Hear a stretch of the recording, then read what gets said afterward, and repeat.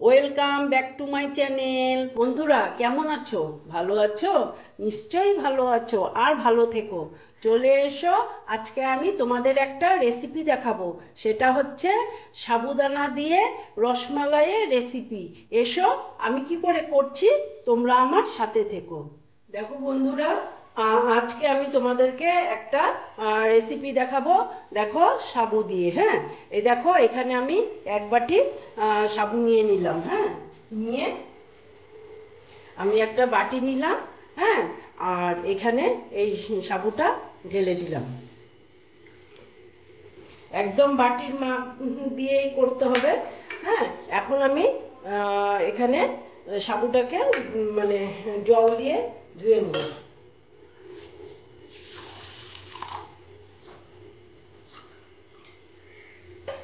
সাবুটা ভালো মতন জল দিয়ে ধুয়ে নিচ্ছি।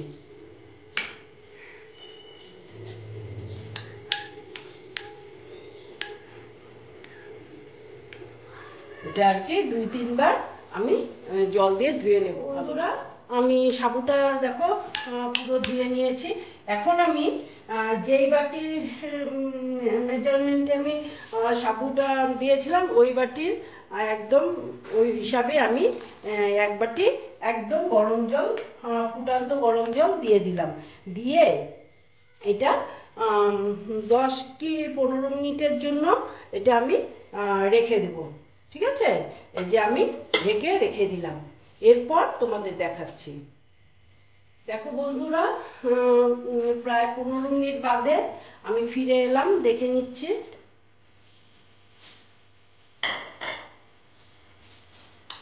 দেখো, সাবুটা পুরো ফুলে গেছে।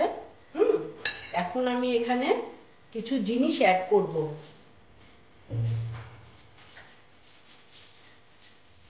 দেখো, প্রথমে আমি দিয়ে দিচ্ছি চিনি। দেখো, চিনিটা না আমি গুঁড়ো করে নিয়েছি।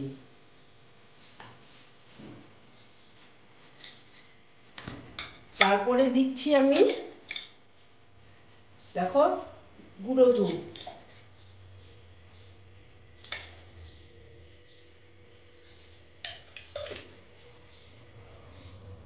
দিয়ে এবার আমি এটা ভালো মতন মেখে নেব। চিনিটার থেকে জল ছেড়ে যাচ্ছে, দেখো।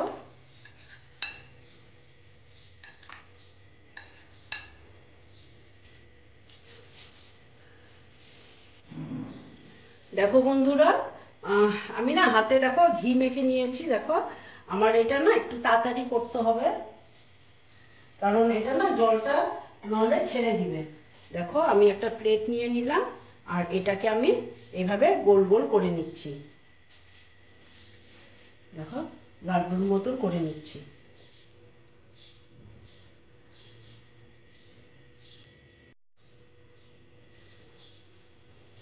তাড়াতাড়ি করতে হবে, তা না হলে না জল ছেড়ে দেবে। এটা নিচ্ছি। হ্যাঁ, তারপরে আমি তোমাদেরকে আবার দেখাচ্ছি। দেখো বন্ধুরা, এই যে দেখো সব এই যে সাবুগুলো দিয়ে এইরকম লাড্ডু বানিয়ে নিয়েছি।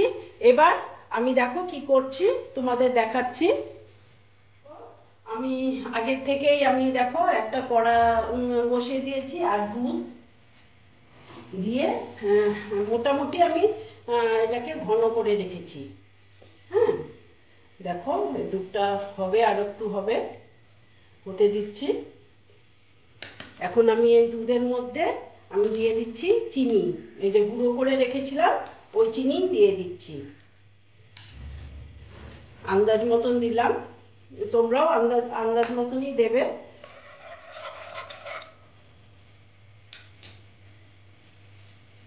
তারপরে কয়েকটা এলাইচি দিয়ে দিলাম। গুঁড়ো দিতে পারো, আমি আর গুঁড়ো দিলাম না, আমার কাছে গুঁড়ো নেই, সেই জন্য গোটা এলাইচিটাকে আমি তোমাকে ফাটিয়ে দিয়েছি। এটাকে আমি এখন ফুটতে দিচ্ছি দুধটাকে।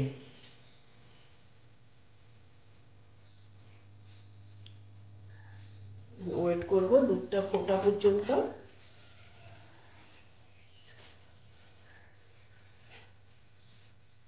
মোটামুটি আমি গাঢ় করে রেখেছি, এর থেকে আর গাঢ় করতে হবে না।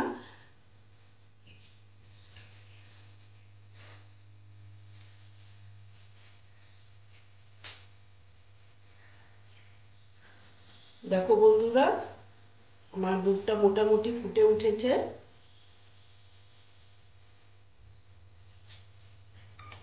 এখন আমি এখানে এই যে এইগুলো যে বলগুলো যে বানিয়েছি এগুলো দিয়ে দেবো।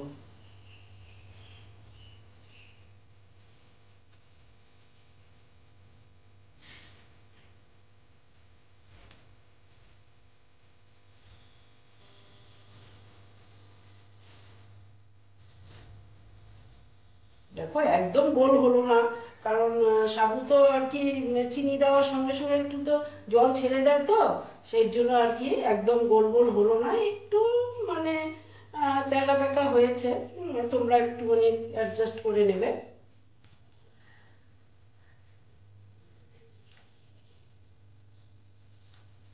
দেখো সাবু দিয়ে যে এত সুন্দর একটা জিনিস হয়।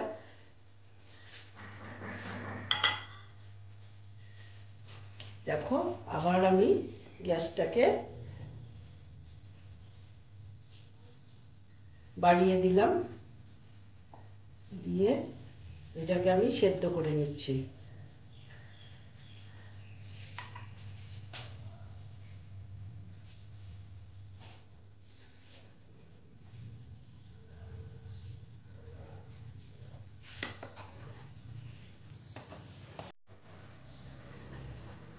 খেতে যা ভালো লাগে না, একবার তোমরা করে দেখবে।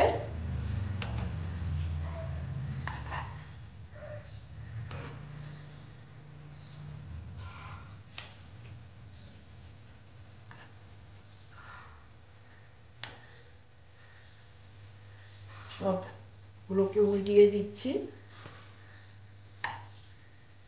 সাবু দিয়ে মিষ্টি তৈরি করছি।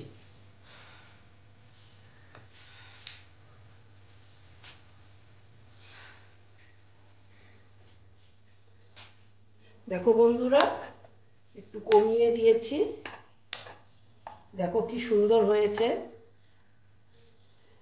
খুব ভালো লাগে খেতে, খুব ভালো লাগে। আমি এত ঝোল মানে দুধটা আরো ঘন করব, এটার সঙ্গে একদম ঘন ঘন হবে। আর একটু ফুটাবো। সাগুগুলো তো আগেই আমি প্রায় জলে ভিজে তো সেদ্ধর মতনই হয়ে গেছে, তবে এখন আবার সেদ্ধ করে নিচ্ছি।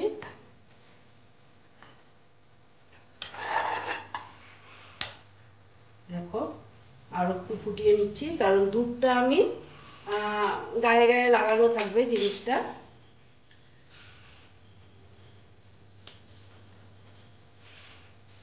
দেখো দেখো গোল হলো না, তোমরা একটু মানিয়ে নিবে, কারণ না সাবুতে চিনি দেওয়ার সঙ্গে সঙ্গে জল ছেড়ে দিয়েছিল। হ্যাঁ, আর গুঁড়ো দুধ সবই তো জল ছাড়ার জিনিস, ওই আর কি জল ছেড়ে দিয়েছিল, ওই হিসাবে আর কি আমি যতটুকু গোল করতে পেরেছি ততটুকুই গোল করেছি। দেখো মোটামুটি আমার অনেক ঘন হয়ে গেছে, আর এর থেকে হয়তো ঘন না করলেও হবে, কারণ টেনে নিতে পারে, টেনে নিতে পারে না, টেনেই নেবে।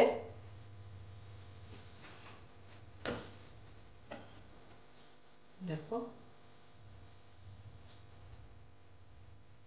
রসমালাই তৈরি করলাম সাবু দিয়ে, তোমরা একবার এই রকম করে দেখবে, অবশ্যই করবে।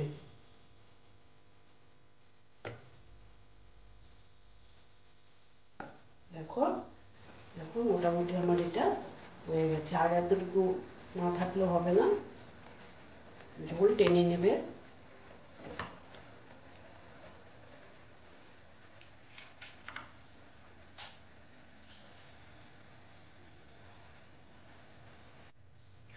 এই দেখো বন্ধুরা, আমার সাবুর রসমালাইয়ের রেসিপিটা এই দেখো এই রকম হয়েছে। এখন আমি একটু কি করবো, এখানে নারকেল দিয়ে দেবো। নারকেলটা না আমি গুড় দিয়ে অল্প গুড় দিয়ে মেখে নিয়েছি। হ্যাঁ, দেখো একটু দিয়ে দিলাম নারকেল, গুড় দিয়েই মেখে রেখেছি দেখার সৌন্দর্যের জন্য। আর এখানে তুমি ইচ্ছে হলে ড্রাই ফ্রুটসও দিতে পারো, তবে আমি আর দিলাম না ড্রাই ফ্রুটস। এইবার আমি একটা উঠিয়ে দেখছি কিরকম হয়েছে। এই দেখো একটা নিলাম, দেখো আমি ভেঙে দেখছি। এই দেখো কি সুন্দর হয়েছে, দেখো এই দেখো একদম খুব সুন্দর হয়েছে, মিষ্টির মতন। আর এটা আমি দুধের মধ্যে রেখে আমি ফ্রিজে রেখে দেবো। হ্যাঁ, এটা 2 ঘন্টার মতন ফ্রিজে রেখে দিলে এই জিনিসটা আরও ভালো লাগবে। আর তোমরা যখনই করবে এটা তোমরা 2 ঘন্টার মতন ফ্রিজে রেখে তারপর খাবে। ঠিক আছে, আমার এই রেসিপিটা যদি তোমাদের ভালো লাগে তাহলে আমার ভিডিওকে লাইক করবে, আমার চ্যানেলকে সাবস্ক্রাইব করে তোমরা সামনের দিকে এগিয়ে নিয়ে যাবে। নেক্সট রেসিপি নিয়ে আবার তোমাদের কাছে আমি ফিরে আসব। ভালো থেকো বন্ধুরা। ওকে।